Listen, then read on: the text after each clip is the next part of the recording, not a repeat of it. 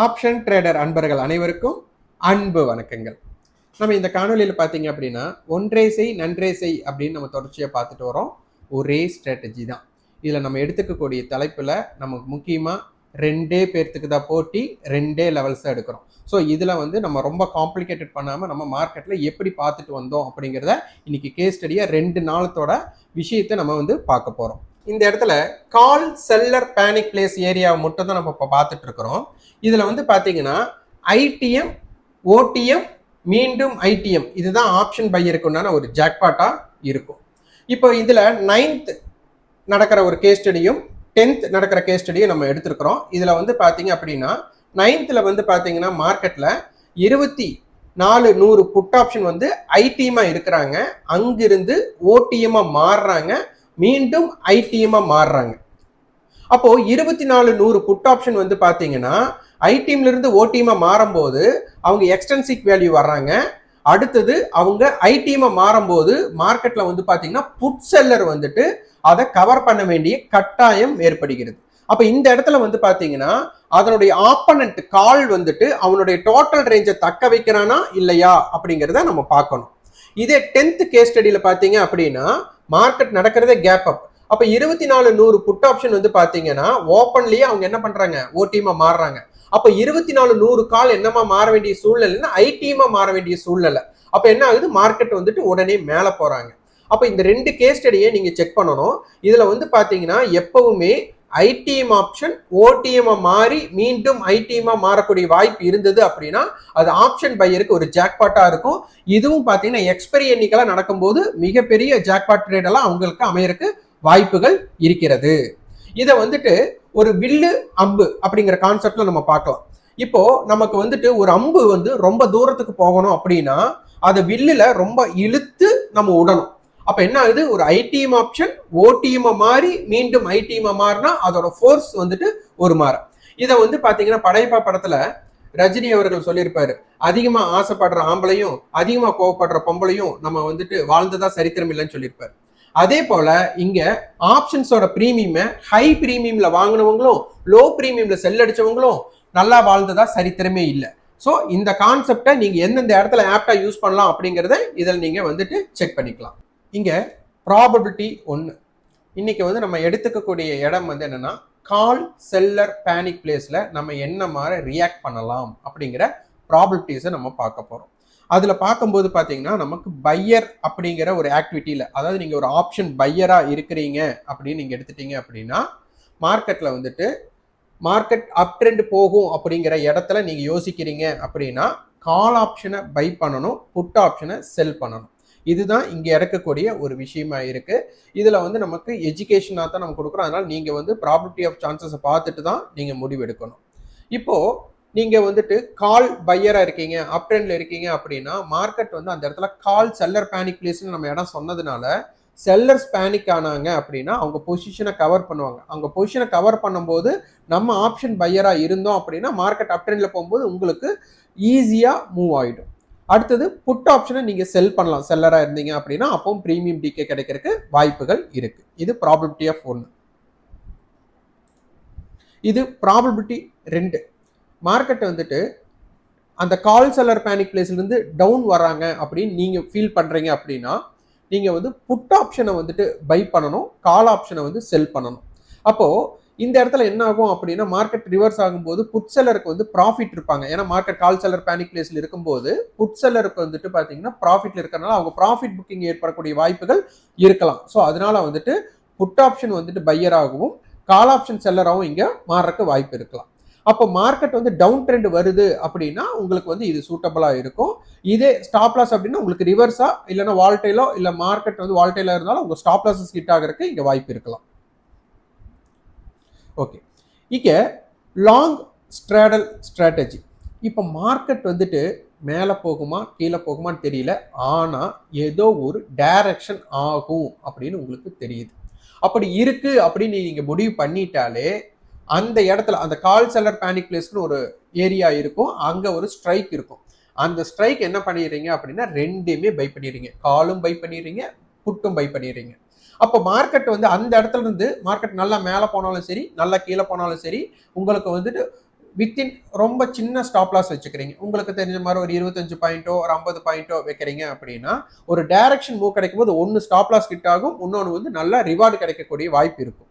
இதே மார்க்கெட்டை வந்து நான் டைரக்ஷன்ல இருந்துட்டாங்க, ஒரு மார்க்கெட் வந்து ஒரு சைட்வேக்குள்ள போயிட்டாங்கன்னா ரெண்டு பிரீமியமே உங்களுக்கு ஸ்டாப் லாஸ் ஹிட் ஆகிறதுக்கு வாய்ப்பு இருக்கும், அல்லது வால்டைல் ஆனாலும் ரெண்டுமே ஸ்டாப் லாஸ் ஹிட் ஆகிறதுக்கு வாய்ப்பு இருக்கும். அதோட நீங்க ட்ரேடை ஸ்டாப் பண்ணிக்கணும். அந்த மாதிரி நீங்க யோசிக்கலாம். ஓகே, இது வந்துட்டு 9ஆம் தேதி மார்க்கெட்ல என்ன நடந்தது அப்படிங்கிற ஒரு கேஸ் ஸ்டடி பார்க்க போறோம். இந்த 9ஆம் தேதி வந்து மார்க்கெட் வந்து பாத்தீங்கன்னா ப்ரீவியஸ் க்ளோஸ்க்கு நியர்ல மார்க்கெட் ஓபன் பண்ணி கால் செல்லர் பேனிக் பிளேஸுக்கு போயிருக்காங்க. அப்ப நம்ம எப்போ போல டேட்டாஸ் எப்படி எடுப்போம்? ப்ரீவியஸ் க்ளோஸ் ஏடிஎம் ஸ்ட்ரைக் எப்படி கண்டுபிடிப்போம்? காலுக்கும் புட்டுக்கும் உண்டான டிஃபரெண்ட் எந்த ஸ்ட்ரைக்ல வந்து சேம் ஸ்ட்ரைக்ல கம்மியா இருக்கும் அந்த ஸ்ட்ரைக்கை ப்ரீவியஸ் க்ளோஸ் ஏடிஎம் ஸ்ட்ரைக் எடுப்போம். அப்போ ரவுண்ட் ஆஃப் ஃபிகரா நம்ம பண்ணுவோம். ஏன்னா நமக்கு ஆப்ஷன் ஸ்ட்ரைக்ஸ் வந்து பாத்தீங்கன்னா ரவுண்ட் ஆஃப் ஃபிகர்ஸ் 50, 100, அதாவது இன்டர்வல் 50ங்கிற டிஸ்டன்ஸ்ல 50, 100, 150, 200 அப்படிங்கிறது இருக்கிறதுனால நம்ம அதை பேஸ் பண்றோம். அப்போ இந்த இடத்துல பாத்தீங்க அப்படின்னா 23,900 கால் புட் இதை எடுத்துக்கிட்டோம் அப்படின்னா கால் ஆப்ஷன் 177 ரூபா, புட் ஆப்ஷன் வந்து 198 ரூபாய். இதுல வந்து புட் ஆப்ஷனோட விலை ஜாஸ்தி அப்படிங்கறதுனால நமக்கு 23,900 இருந்து அந்த 20 பாயிண்ட் கழிச்சோம் அப்படின்னா மார்க்கெட் வந்து 23,880ல இருக்காங்க. ஸோ இதை போட்டாச்சு. அப்போ மிட் பாயிண்டா நமக்கு ரவுண்ட் ஆஃப் ஃபிகர் தான் வேணும், அதனால 23,900 நம்ம சூஸ் பண்ணிக்கலாம். அப்போ இந்த இடத்துல அந்த ஏடி மீட்டிங் பாயிண்ட் பாத்தீங்க அப்படின்னா 190 காம்பினேட்டிவா வரும். அப்ப ரவுண்ட் ஆஃபா நம்ம வந்து 200 அப்படின்னு பண்றோம். அப்ப என்ன பண்றோம்? 23,900 இருந்து பிளஸ் 200 மைனஸ் 200 நம்ம சொல்லலாம் ரெண்டே பேருக்கு தான் போட்டி. அப்ப கால் ஆப்ஷன் புட் ஆப்ஷன் அப்ப இந்த மாதிரி எடுக்கும் போது ரெண்டு பேருமே ஐடிஎமா இருப்பாங்க. ஸோ அதனால தான் நம்ம இதை கன்சிடர் பண்றோம்.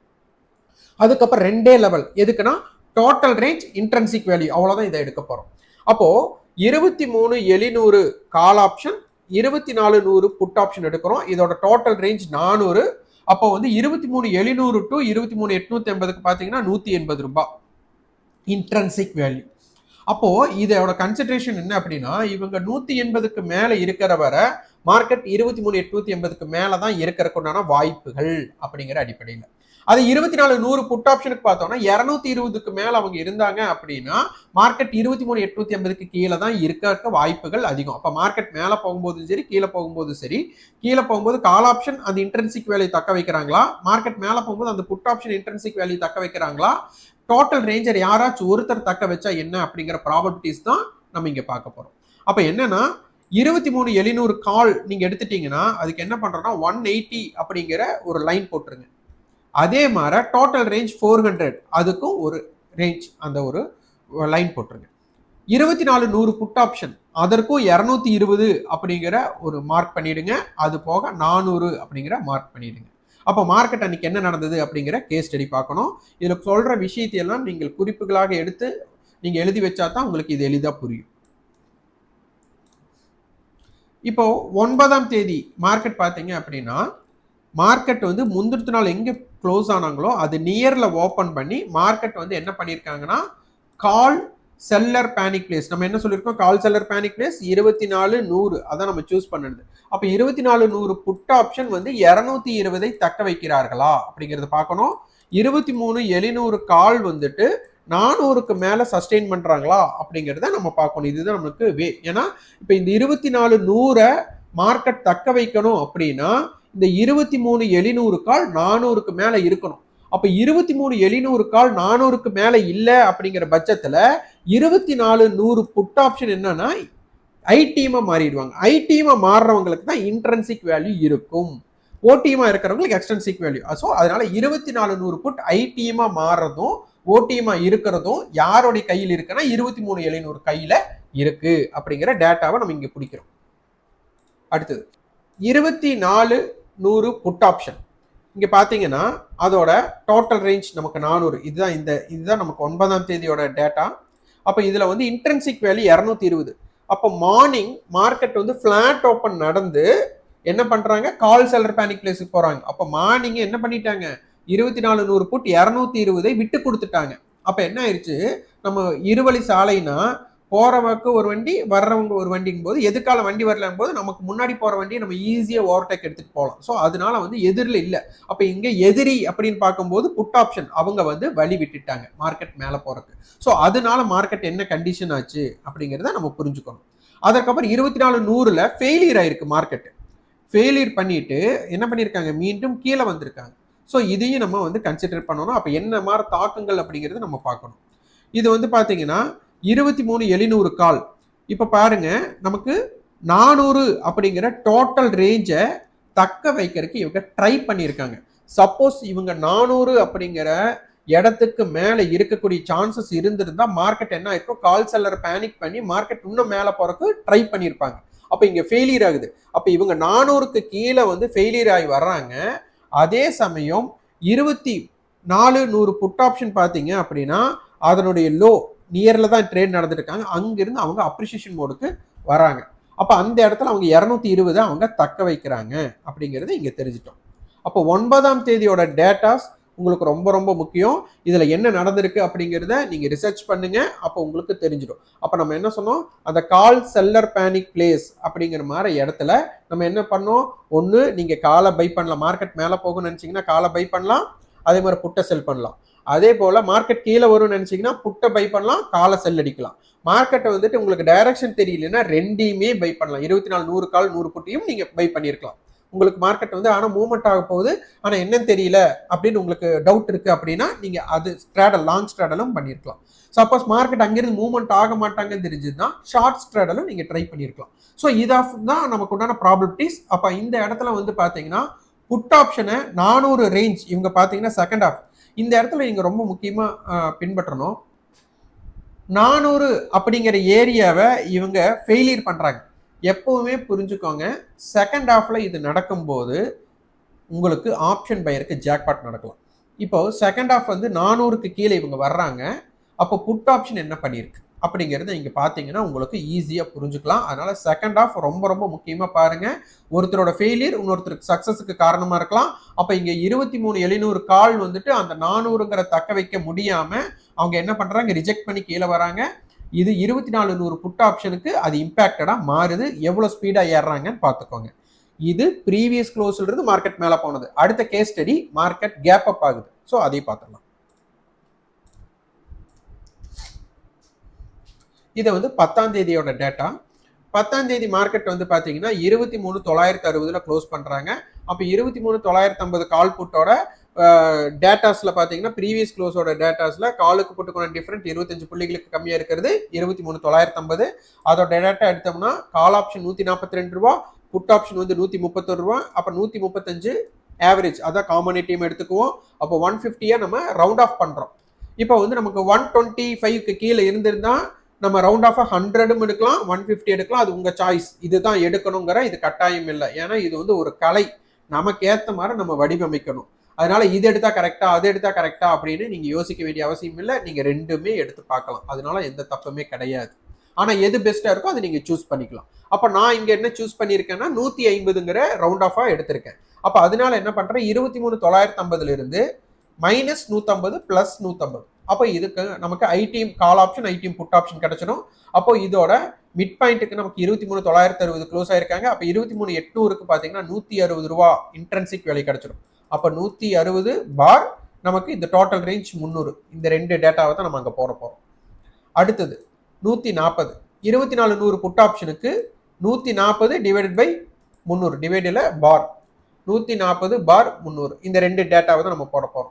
இந்த இடத்துல பாத்தீங்கன்னா உங்களுக்கு இன்னும் மார்க்கெட் கேப் அப் ஆனதுனால இன்னொரு டேட்டாவும் நம்ம எடுத்துக்கலாம். என்னன்னா call seller put seller panic place மாதிரி ரெண்டுமே ட்ரேட் பண்ணியிருந்தா நமக்கு வந்து வைட் ரேஞ்ச் கிடைக்கும். அந்த வைட் ரேஞ்சையும் நம்ம இப்போ எடுத்துக்கலாம். அதையும் நான் உங்களுக்கு காமிக்கிறேன். இப்ப பாருங்க, நம்ம 150 பாயிண்ட்ஸ் எடுத்ததுனால பிளஸ் 150 போட்டுக்கிறேன். அப்போ 300 வரும். அப்ப நம்ம என்ன பண்றோம், 23,950ல இருந்து 300 பாயிண்ட் மைனஸ் 300 பாயிண்ட் பிளஸ். அப்ப போகும்போது 23,650 கால் 24,250 புட் வரும். டோட்டல் ரேஞ்ச் நமக்கு 600. அப்ப இவங்க இன்ட்ரென்சிக் வேல்யூ 310, இவங்க 290. ஸோ இந்த டேட்டாஸை நம்ம மென்ஷன் பண்ணி பார்க்கலாம். அப்ப இது 10ஆம் தேதி பாத்தீங்க அப்படின்னா நமக்கு கேப் அப். 9ஆம் தேதி மார்க்கெட் ப்ரீவியஸ் க்ளோஸ் நியர்ல ஓபன் பண்ணி கால் செல்லர் பேனிக் பிளேஸுக்கு போனாங்க. ஆனா இங்க ஓப்பனே கால் செல்லர் பேனிக் பிளேஸ். இதோட டிஃபரெண்ட் நீங்க புரிஞ்சுக்கணும். இந்த கேஸ் ஸ்டடியில நம்ம 2 விதமா எடுத்திருக்கிறோம்.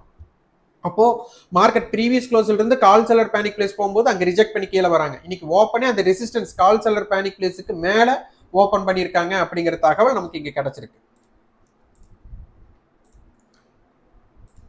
இங்க பாருங்க, நம்ம 24-100 புட் ஆப்ஷன், அதோட இன்ட்ரென்சிக் வேல்யூ என்ன போட்டிருக்கோம், 140. மார்க்கெட் என்ன ஆகுறாங்க, அது 140க்கு கீழே தான் ஓபன் பண்ணி கீழே வர்றாங்க. அப்ப என்னாச்சு, 140க்கு கீழே இருக்காங்கன்னா அவங்க ப்ரீவியஸ் க்ளோஸை தக்க வைக்கிறதுக்கு விரும்பல அப்படிங்கிற டேட்டா நமக்கு இங்க கிடைச்சிருக்கு. அடுத்து 23,800 கால், இதற்கு நம்ம என்ன பேசியிருந்தோம், நமக்கு அவங்களோட இன்ட்ரென்சிக் வேல்யூ 160, ரேஞ்ச் 300. அப்போ இவங்க 300க்கு மேல சஸ்டெயின் பண்றாங்க. இப்ப இங்க யோசிச்சுக்கோங்க, 23,800 கால் வந்துட்டு 300க்கு மேல தக்க வைக்கிறாங்க. 24,100 புட் ஆப்ஷன் வந்து பாத்தீங்கன்னா அவங்களோட இன்ட்ரென்சிக் வேல்யூ விட்டு கொடுக்குறாங்க. அப்ப இந்த இடத்துல மார்க்கெட் என்ன இருக்கு, அப்படியே மேல போயிருக்கு. அப்ப இது நம்ம ஆப்ஷன் பிரீமியத்தின் இங்க வந்து நம்ம சார்ட்டோட அடிப்படையில பார்க்கல, ஆப்ஷன் பிரீமியத்தினோட அடிப்படையில மார்க்கெட்டை பார்க்கிறோம். இங்க இந்த இடத்துல நமக்கு என்ன நடந்திருக்கு, அப்ப market open above open sustain பண்றாங்க. அப்போ கால் செல்லர் வந்து பேனிக் ஆகக்கூடிய சிச்சுவேஷன், மார்க்கெட் மேல போயிருக்கு. அப்ப மேல போனவங்க ஒரு ஸ்பீடா போனாங்களா, அங்கெங்க எல்லை வந்திருக்காங்கன்னா நம்ம அடுத்த டேட்டாஸ் எடுத்து வச்சிருக்கோம், அதுல பாருங்க உங்களுக்கு புரியும். 23,650 கால், அதுக்கு என்ன வச்சிருந்தோம், 600 அப்படிங்கிற மார்க் பண்ணி வச்சிருந்தோம். இவங்க என்னாச்சு, 600 தாண்டல. இவங்க 600 தாண்டி நின்று இருந்தா மார்க்கெட் 24,250க்கு மேல இருக்கக்கூடிய சான்சஸ் இருந்திருக்கலாம். அப்ப மார்க்கெட் 24,250க்கு மேல போகாததுக்கு காரணம் 23,650 கால் 600க்கு மேல இருக்கக்கூடிய வாய்ப்பை தவற விட்டார்கள் அப்படிங்கிறது மாதிரி இங்க நீங்க குறிப்பு எடுத்துக்கணும். அப்ப இந்த இடத்துல இவங்க ரிஜெக்ஷன் கொடுத்த வேகம் இருந்ததா இல்லையா அப்படிங்கறத நீங்க பார்க்கணும். அப்ப இந்த இடத்துல மார்க்கெட்ல வந்துட்டு இந்தியா விக்ஸ், ஏடி மீட்டிங் பாயிண்ட், இதெல்லாம் என்ன நடந்திருக்காங்க அப்படிங்கிற ஒரு விஷயத்தையும் உள்ள எடுத்து பார்த்துக்கோங்க. நம்ம வந்துட்டு 2 பேர்த்துக்கு தான் போட்டி, 2 லெவல். இப்போ இதை நம்ம பேஸ் பண்ணும்போது உங்களுக்கு என்ன மாதிரி மார்க்கெட்ல மூவ்மெண்ட் பண்ணியிருக்கலாம் அப்படிங்கிறது எல்லாமே உங்களுக்கு பார்த்துருந்தா தெரிஞ்சிருக்கும்.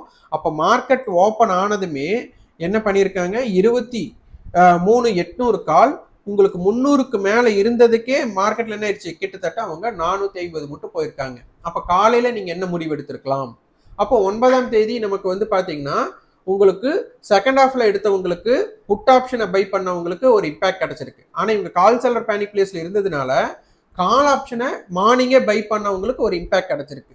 இதே மாதிரிதான் நமக்கு மார்க்கெட் வந்து இந்த வாரத்துல எந்த நாள்னு சொல்லுங்க, மார்க்கெட் வந்து பாத்தீங்க அப்படின்னா gap down put seller panic பிளேஸுக்கு கீழே ஓபன் பண்ணி மார்க்கெட் அங்க சஸ்டெயின் பண்ணி கிட்டத்தட்ட நிஃப்டி 500 பாயிண்ட் கிராஷ் பண்ணி தான் மார்க்கெட் முடிஞ்சாங்க. ஸோ அன்னைக்கு இந்த மாதிரி டேட்டாஸ் நம்ம வீடியோவில் போட்டிருக்கிறோம். அதை ரிசர்ச் பண்ணி அதில் நீங்கள் புரிஞ்சுக்கிட்டதை வந்துட்டு கீ பாயிண்ட்ஸாக எடுத்து நீங்கள் வந்து கமெண்ட் பாக்ஸில் பதிவு பண்ணுங்க. இந்த மாதிரி மார்க்கெட்டில் இந்தந்த இடத்துல மட்டும் நான் யோசிப்பேன்ட்டு ஒரு ஸ்ட்ராட்டஜி வச்சுட்டு நீங்கள் அந்த இடத்துல நான் என்ன மாதிரி உங்களோட பெர்செப்ஷன் என்ன பண்ணியிருக்கலாம், அப்போ அந்த இடத்துல உங்களை ரிஸ்க் பேட்டர்ன்ஸ் என்ன வச்சிருக்கலாம் நீங்கள் ஒரு ஸ்ட்ராட்டஜி பில்ட் பண்ணீங்கன்னா இது ரொம்ப சிம்பிளாக இருக்கும். அதனால வந்துட்டு டெய்லி 25 பாயிண்ட் 50 பாயிண்ட் பிடிக்கணும் அப்படின்னு ட்ரேட் பண்ணாமல் உங்கள் ஸ்ட்ராட்டஜி அமைஞ்சா உங்களுக்கு அதற்கு உண்டான ரிவார்டை பிடிக்கலாம் அப்படிங்கிற மாதிரி நீங்கள் ஒரு எடுத்துகிட்டு வந்தீங்கன்னா உங்களுடைய ட்ரேடிங் ஜேர்னி, உங்களோட ட்ரேடிங் லைஃப் வந்துட்டு ஈஸியாக ஸ்மூத்தாக இருக்கும். அதனால அக்செப்டன்ஸ், உங்களுடைய லாஸஸை அக்செப்ட் பண்ண தெரியுங்க. அதே மாதிரி உங்களுக்கு என்ன டார்கெட் வேணுங்கிறது செட் பண்ணுங்க. டிசிப்ளினா ஒரே ட்ரேட் இல்லைன்னா 2 ட்ரேட், அதுக்கு மேல ஓவர் ட்ரேட் பண்ணாதீங்க. ஏன்னா இது எப்ப வேணாலும் மார்க்கெட் வந்துட்டு முடிஞ்சு போறது கிடையாது, எப்பவுமே மார்க்கெட் இருக்கும். ஆனா ஓவர் ட்ரேட் பண்ணீங்கன்னா நீங்க உங்க கேபிட்டல் இழந்துருவீங்க. மார்க்கெட் எப்பவுமே இருக்கும், உங்க கிட்ட கேஷ் இருக்கணும், வாய்ப்பு இருக்கும்போது ட்ரை பண்ணணும். அப்பதான் வந்துட்டு இதுல சர்வைவ் ஆக முடியும். அப்பதான் இது கேம்லிங் இல்ல, இது வந்துட்டு ஒரு பெர்ஃபெக்டா ஒர்க் ஆகுது அப்படிங்கிறத நீங்க புரிஞ்சுக்க முடியும். இதை நீங்க என்ன ஃபீல் பண்றீங்க அப்படிங்கிறத பதிவு பண்ணுங்க. நன்றி, வணக்கம்.